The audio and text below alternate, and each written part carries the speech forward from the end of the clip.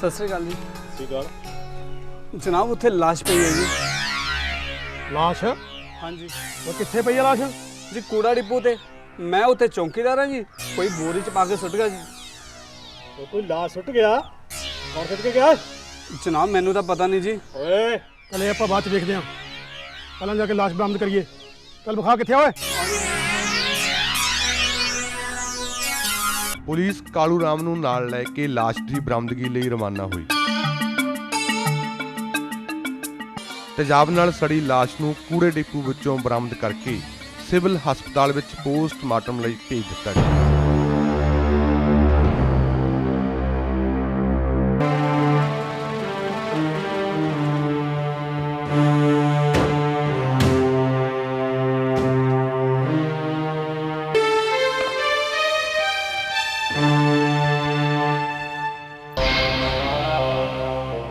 देखो मांगट, असल कहानी तो पोस्टमार्टम की रिपोर्ट तो बाद ही पता लगू। कातल ने लाश का सिर इस करके वढ़िया कि लाश की पहचान ना हो सके, पर कातल ने लाश दी बाहां क्यों वढ़िया, ये गल मेरी समझ तो बाहर है। जनाब यो मैं सोच रहा कि कातल ने बाहां क्यों वड्डियां? लाश की शनाख्त बहुत जरूरी है, ये नाल ही जुड़ी है कातल की शनाख्त। और कालू रामा, पहला तू ये दस भी वो लाश इत्थे सुट के कौन गया सी? जनाब कूड़ा डिपो में सारे फायर सर्विस की कूड़ा सुटन आते नहीं, तो ये लाश कौन सुट गया मैनू तो कुछ पता नहीं जी। ओए तो तेनू याद करना ही पैना है, क्योंकि लाश की शनाख्त बहुत जरूरी है। ये पता कर भी ये लाश केड़े इलाके चो आई है ते कौन छुट के गया है, ये सिर्फ सानू तू दस सकदा है। जद मैं लाश देखी है जी, मेरे तो होश ही उड़ गए उस दिन दे। मैनू कुछ समा दो सोचने लई। ठीक है, तेनू 2 दिन दत्ते, 2 दिनां विच सानू उस आदमी का पता दस जिहड़ा लाश सुट के गया है। जे तू ओहदा नाम नहीं दसदा ना, ਇਹਦਾ मतलब तू जान बुझ के सानू भंबल पूस पा रहा है, ते फिर तेरा की हशर होएगा ये तू चंगी तरह जानदा है। समझ गया ना? जनाब माई बाप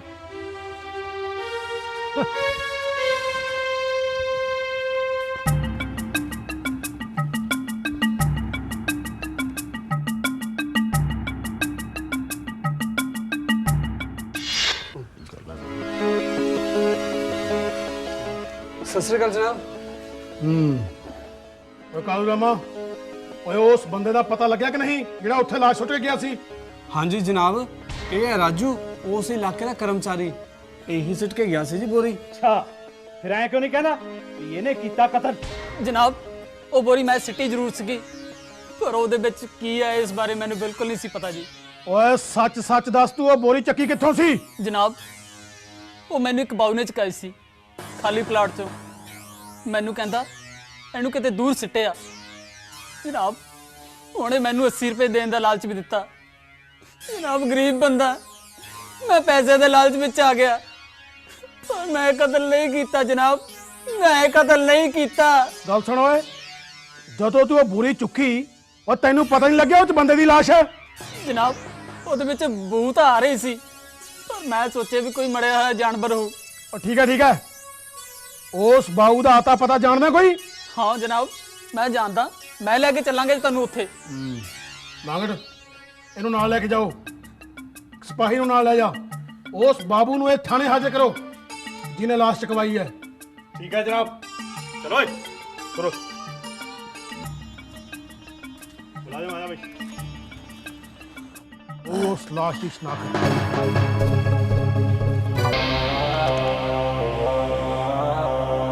वो बंदा जनाब। नमस्ते जनाब। तो उस खाली प्लाट चो लाश वाली बोरी तुसी चकवाई सी? जी जनाब मैं ही चकाई सी, पर ਉਹਦੇ ਚ ਲਾਸ਼ ਸੀ, ਮੈਨੂੰ ਇਸ ਚੀਜ਼ ਦਾ ਨਹੀਂ ਪਤਾ।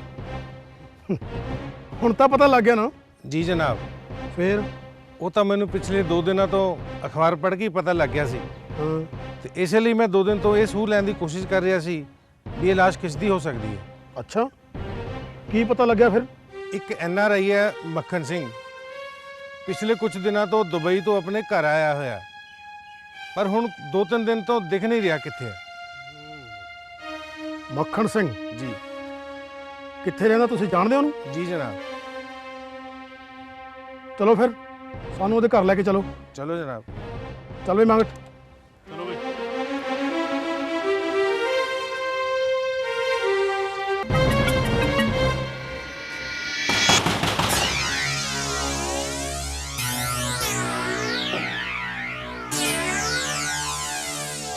ਹਾਂਜੀ ਦੱਸੋ। ਮੱਖਣ ਸਿੰਘ ਨੂੰ ਮਿਲਣਾ ਸੀ। ਉਹ ਤਾਂ ਦੁਬਈ ਚਲੇ ਗਏ। ਦੁਬਈ ਚਲੇ ਗਏ? ਪਿਛਲੇ ਹਫਤੇ ਤਾਂ ਹਲੇ ਉਰੇ ਹੀ ਸੀਗੇ। ਉਹ 4 ਦਿਨ ਪਹਿਲਾਂ ਹੀ ਗਏ ਨੇ। ਤੁਸੀਂ ਸੱਚ ਕਹਿ ਰਹੇ ਹੋ ਮੈਡਮ? ਮੈਂ ਭਲਾ ਝੂਠ ਕਿਉਂ ਬੋਲਾਂਗੀ? ਤੁਹਾਡੇ ਨਾਲ ਵਾਲੇ ਖਾਲੀ ਪਲਾਟ 'ਚ ਇੱਕ ਸਿਰਵੱਡੀ ਲਾਸ਼ ਮਿਲੀ ਹੈ। ਇਸ ਗੱਲ ਦਾ ਮੇਰੇ ਨਾਲ ਕੀ ਤਾਲੁਕ? ਤਾਲੁਕ ਹੋ ਵੀ ਸਕਦਾ ਮੈਡਮ। ਦੇਖੋ, ਮੈਂ ਇੱਕ ਟੀਚਰ ਹਾਂ। ਹੁਣੇ ਸਕੂਲ 'ਚ ਬੱਚਿਆਂ ਦਾ ਮੱਥਾ ਮਾਰ ਕੇ ਆਈ ਹਾਂ। ਹੁਣ ਮੈਨੂੰ ਕੁਝ ਰੈਸਟ ਦੀ ਲੋੜ ਹੈ। ਜੇ ਤੁਸੀਂ ਮੈਨੂੰ ਕੁਝ ਪੁੱਛਣਾ ਹੈ, ਤਾਂ 2 ਘੰਟੇ ਬਾਅਦ ਆ ਸਕਦੇ ਹੋ। Okay okay, no problem. ਤੁਸੀਂ ਰੈਸਟ ਕਰੋ ਮੈਡਮ, ਅਸੀਂ 2 ਘੰਟੇ ਬਾਅਦ ਆ ਜਾਵਾਂਗੇ। ਇੱਕ ਮਿੰਟ ਮੈਡਮ।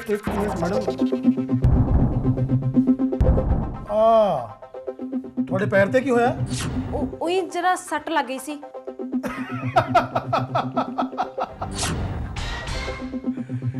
ਅਗੇ ਸੱਟ ਲੱਗੀ ਹੈ ਮੇਰੇ ਪੈਰ ਤੇ।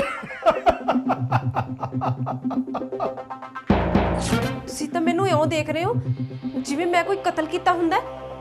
ਹਾਂ ਮੈਡਮ, ਇਹ ਕਤਲ ਤੁਸੀਂ ਕੀਤਾ। ਕੌਣ ਗ੍ਰਿਫਤਾਰ? ਇਹ ਪੈਰ ਤੇ ਉਹੀ ਸੱਟ ਲੱਗੀ ਸੀ।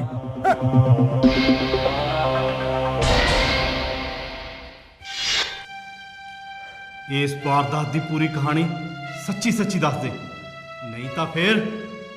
ਮੇਰੇ ਘਰ ਵਾਲੇ ਮੱਖਣ ਸਿੰਘ ਦਾ ਕੋਈ ਖਾਸ ਕੰਮਕਾਜ ਨਹੀਂ ਸੀ। ਇਸੇ ਲਈ ਘਰ ਦਾ ਗੁਜ਼ਾਰਾ ਚਲਾਉਣ ਲਈ ਮੈਂ ਇੱਕ ਸਕੂਲ 'ਚ ਨੌਕਰੀ ਕਰ ਲਈ। ਇਸ ਦੇ ਬਾਵਜੂਦ ਵੀ ਘਰ ਦਾ ਗੁਜ਼ਾਰਾ ਬਹੁਤ ਮੁਸ਼ਕਿਲ ਨਾਲ ਚੱਲਦਾ ਸੀ। ਇਸੇ ਦੌਰਾਨ ਮੈਂ 2 ਬੱਚੀਆਂ ਦੀ ਮਾਂ ਬਣ ਗਈ। ਫਿਰ ਇੱਕ ਵਾਰ ਅੱਜ ਤੋਂ 5 ਸਾਲ ਪਹਿਲਾਂ ਮੱਖਣ ਸਿੰਘ ਨੂੰ ਦੁਬਈ ਜਾਣ ਦਾ ਮੌਕਾ ਮਿਲਿਆ। ਜਦੋਂ ਉਸਨੇ ਇਹ ਖੁਸ਼ਖਬਰੀ ਮੈਨੂੰ ਸੁਣਾਈ ਤਾਂ ਮੇਰੇ ਸੁਪਨਿਆਂ ਨੂੰ ਜਿਵੇਂ ਖੰਭ ਲੱਗ ਗਏ। ਜੀ ਕੁਝ ਸਮੇਂ ਦੀ ਦੂਰੀ ਹੈ, ਉਹ ਆਪਾਂ ਔਖੇ ਸੌਖੇ ਜਰ ਲਈਏ। ਨਾਲੇ ਬੰਦਾ ਔਲਾਦ ਲਈ ਕੀ ਨਹੀਂ ਕਰਦਾ। 5-7 ਸਾਲ ਲਾ ਕੇ ਤੁਸੀਂ ਦੁਬਈ ਤੋਂ ਵਾਪਸ ਆ ਜਾਇਓ। ਫਿਰ ਸਾਡੇ ਕੋਲ ਚੰਗਾ ਪੈਸਾ ਹੋਵੇਗਾ, ਸਾਡੀਆਂ ਬੱਚੀਆਂ ਚੰਗੀ ਸਿੱਖਿਆ ਲੈ ਸਕਣਗੀਆਂ। ਆਪਾਂ ਇਹਨਾਂ ਦੇ ਵਿਆਹ ਧੂਮ-ਧਾਮ ਨਾਲ ਕਰਾਂਗੇ। ਸ਼ਾਬਾਸ਼ ਕੋਮਲ, ਤੂੰ ਤਾਂ ਬਹੁਤ ਹੀ ਹੌਸਲੇ ਵਾਲੀ ਹੈ। ਮੈਂ ਤਾਂ ਸੋਚਦਾ ਸੀ ਕਿ ਸ਼ਾਇਦ ਤੂੰ ਮੈਨੂੰ ਜਾਣ ਹੀ ਨਾ ਦੇਵੇਂ, ਪਰ ਤੇਰੀਆਂ ਗੱਲਾਂ ਨੇ ਤਾਂ ਮੇਰੇ ਡਾਵਾਂਡੋਲ ਚਿੱਤ ਨੂੰ ਵੀ ਸਥਿਰ ਕਰ ਦਿੱਤਾ ਹੈ। ਸ਼ਾਬਾਸ਼। ਅੱਛਾ ਕੋਮਲ, ਬੱਚਿਆਂ ਦਾ ਖਿਆਲ ਰੱਖੀ। ਚਲੋ ਬੇਟਾ। ਤੁਸੀਂ ਵੀ ਆਪਣਾ ਖਿਆਲ ਰੱਖਣਾ। ਅੱਛਾ ਮੈਂ ਚੱਲਦਾ।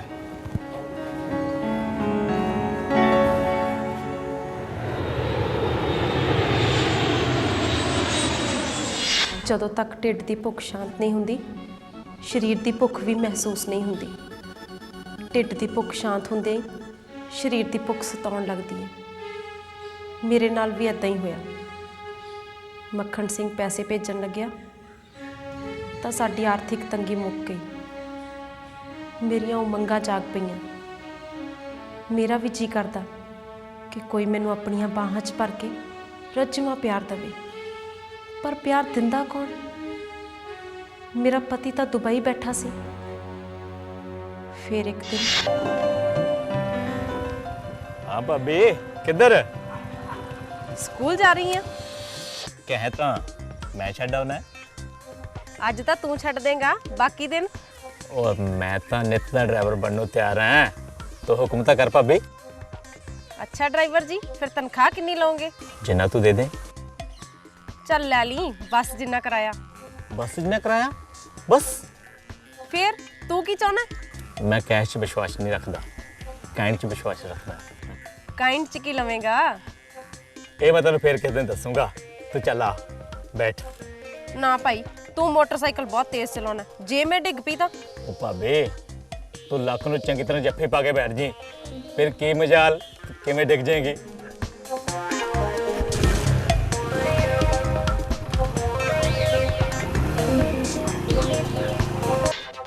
ਰੋਜ਼ ਸਕੂਲ ਛੱਡਣ ਲੱਗਿਆ। ਸਾਡੀਆਂ ਨਜ਼ਦੀਕੀਆਂ ਵੱਧਦੀਆਂ ਗਈਆਂ। ਇੱਕ ਦਿਨ ਮੈਂ ਉਸ ਨੂੰ ਘਰ ਲੈ ਗਈ। ਘਰ ਕੋਈ ਨਹੀਂ ਸੀ।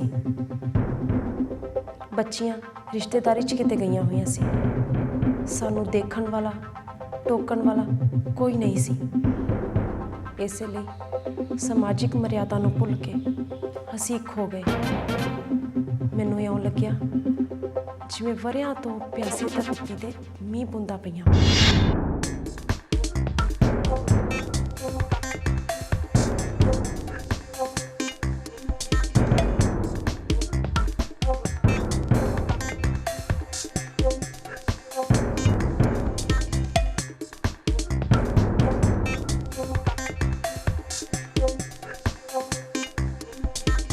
ਫਿਰ ਅਚਾਨਕ ਮੱਖਣ ਸਿੰਘ ਵਾਪਸ ਆ ਗਿਆ। ਉਸ ਨੂੰ ਕਿਸੇ ਤੋਂ ਸਾਡੇ ਸੰਬੰਧਾਂ ਦੀ ਭਿਣਕ ਮਿਲ ਗਈ। ਮੈਂ ਉੱਥੇ ਦਿਨ ਰਾਤ ਮਰਦਾ ਰਿਹਾ, ਖਪਦਾ ਰਿਹਾ, ਖੂਨ ਪਸੀਨਾ ਇੱਕ ਕਰਦਾ ਰਿਹਾ। ਤੂੰ ਇੱਥੇ ਮੇਰੀ ਮਿਹਨਤ ਦੀ ਕਮਾਈ ਨਾਲ ਆਇਸ਼ ਕਰਦੀ ਰਹੀ, ਰੰਗ ਰਲੀਆਂ ਮਨਾਉਂਦੀ ਰਹੀ। ਜਦੋਂ ਦਾ ਤੂੰ ਦੁਬਈ ਗਿਆ ਮੁੜ ਕੇ ਇੱਧਰ ਮੂੰਹ ਨਹੀਂ ਕੀਤਾ। ਔਰਤ ਨੂੰ ਇਕੱਲੇ ਪੈਸੇ ਦੀ ਲੋੜ ਨਹੀਂ ਹੁੰਦੀ, ਹੋਰ ਵੀ ਬਹੁਤ ਲੋੜਾਂ ਹੁੰਦੀਆਂ ਨੇ। ਪਰ ਪਹਿਲਾਂ ਤਾਂ ਤੂੰ ਕਹਿੰਦੀ ਸੀ ਕਿ ਪੈਸੇ ਹੀ ਸਭ ਕੁਝ ਹੁੰਦਾ ਹੈ। ਜਿਹੜੀ ਚੀਜ਼ ਕੋਲ ਨਹੀਂ ਹੁੰਦੀ ਉਸੇ ਦੀ ਲੋੜ ਮਹਿਸੂਸ ਹੁੰਦੀ ਹੈ। ਪਰ ਇਸ ਦਾ ਮਤਲਬ ਇਹ ਤਾਂ ਨਹੀਂ ਕਿ ਤੂੰ ਜਗ੍ਹਾ ਜਗ੍ਹਾ ਮੂੰਹ ਮਾਰਦੀ ਫਿਰੇ। ਜਗ੍ਹਾ ਜਗ੍ਹਾ ਕੌਣ ਮੂੰਹ ਮਾਰਦਾ ਹੈ? ਮੇਰੇ ਤਾਲੁਕਾਤ ਨੇ, ਪਰ ਸਿਰਫ ਸ਼ੰਮੀ ਨਾਲ।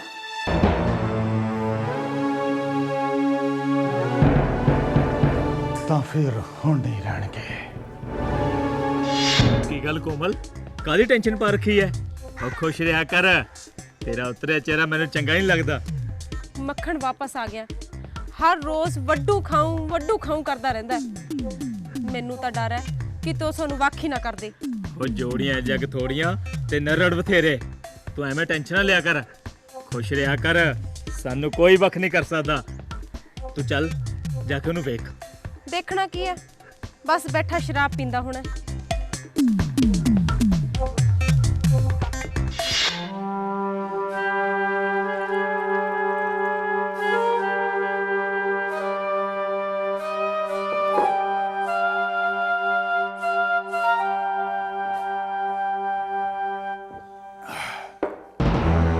ਕਿੱਥੋਂ ਆਈਆਂ ਇਸ ਵੇਲੇ?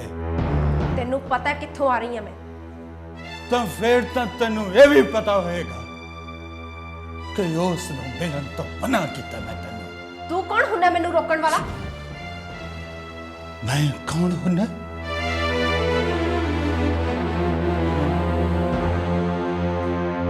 ਖਸਮ ਹੈ ਮੈਂ ਤੇਰਾ ਜਗਨਾਰਦ। ਕੁੱਤ ਛੱਡ, ਕੁੱਤੇ! ਤੂੰ ਮੈਨੂੰ ਕੁੱਤਾ ਆਖਦੀ ਹੈ ਮੁਸਾਦੀ।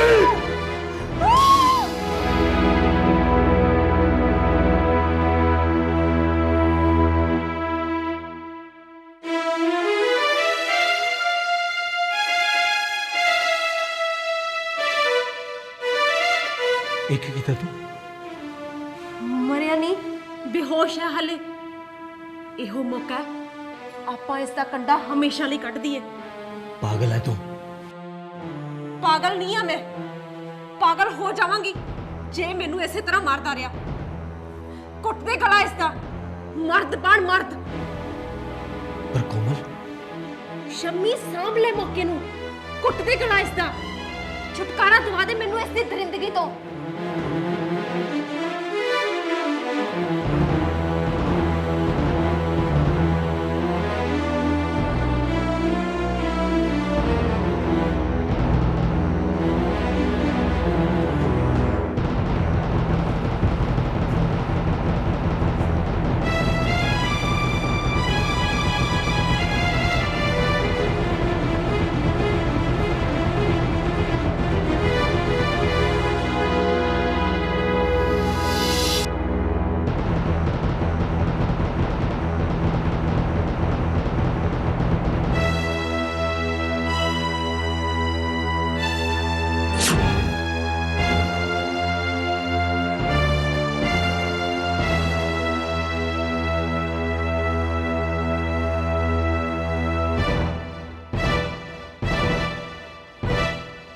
ਅਸੀਂ ਉਸ ਦੀਆਂ ਸਿਰ ਤੇ ਬਾਹਾਂ ਵੱਢ ਦਿੱਤੀਆਂ ਤੇ ਸਿਰ ਵੱਡੀ ਲਾਸ਼ ਬੋਰੀ 'ਚ ਪਾ ਕੇ ਖਾਲੀ ਪਲਾਟ 'ਚ ਸੁੱਟ ਦਿੱਤੀ।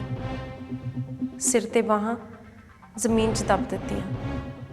ਇਹ ਸਿਰ ਵੱਢਣ ਦਾ ਤੁਕ ਤਾਂ ਮੈਨੂੰ ਸਮਝ ਆਉਂਦਾ ਮੈਡਮ, ਪਰ ਤੁਸੀਂ ਬਾਹਾਂ ਕਿਉਂ ਵੱਢੀਆਂ? ਇਹ ਗੱਲ ਸਮਝ ਨਹੀਂ ਆਈ।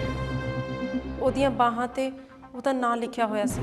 ਅੱਛਾ, ਤੇ ਤੁਸੀਂ ਸੋਚਿਆ ਵੀ ਸ਼ਨਾਖਤ ਨਹੀਂ ਹੋਏਗੀ ਤੇ ਤੁਸੀਂ ਫੜੇ ਨਹੀਂ ਜਾਓਗੇ, ਪਰ ਪੈਰ ਤੇ ਡਿੱਗੀਆਂ ਤੇਜ਼ਾਬ ਦੀਆਂ ਕੁਝ ਬੂੰਦਾਂ ਨੇ ਤੁਹਾਡੇ ਮਨਸੂਬਿਆਂ ਤੇ ਪਾਣੀ ਫੇਰਤਾ ਮੈਡਮ। ਕਿਉਂ? ਦੋਸ਼ੀ ਦੀ ਇੱਕੋ ਗਲਤੀ ਉਸ ਨੂੰ ਲੈ ਜਾਂਦੀ ਹੈ ਜੇਲ੍ਹ ਦੀਆਂ ਸਲਾਖਾਂ ਪਿੱਛੇ। ਇਸ ਕਹਾਣੀ ਵਿੱਚ ਵੀ ਸਿਰ ਵੱਡੀ ਲਾਸ਼ ਨੂੰ ਤੇਜ਼ਾਬ ਨਾਲ ਸਾੜਨ ਦੀ ਕੀਤੀ ਗਈ ਕੋਸ਼ਿਸ਼, ਪਰ ਕੋਮਲ ਦੇ ਪੈਰ ਤੇ ਪਈਆਂ ਤੇਜ਼ਾਬ ਦੀਆਂ ਕੁਝ ਬੂੰਦਾਂ ਨੇ ਮੁਲਜ਼ਮਾਂ ਦੇ ਮਨਸੂਬਿਆਂ ਤੇ ਫੇਰ ਦਿੱਤਾ ਪਾਣੀ। ਇਹ ਤੇਜ਼ਾਬ ਜੋ ਪਹਿਲਾਂ ਪੈਸੇ ਲਈ ਬਣਿਆ ਤੇ ਫਿਰ ਸਰੀਰਕ ਭੁੱਖ ਲਈ, ਤੇ ਇਹੀ ਤੇਜ਼ਾਬ ਗਲੇ ਦਾ ਫੰਦਾ ਬਣ ਗਿਆ।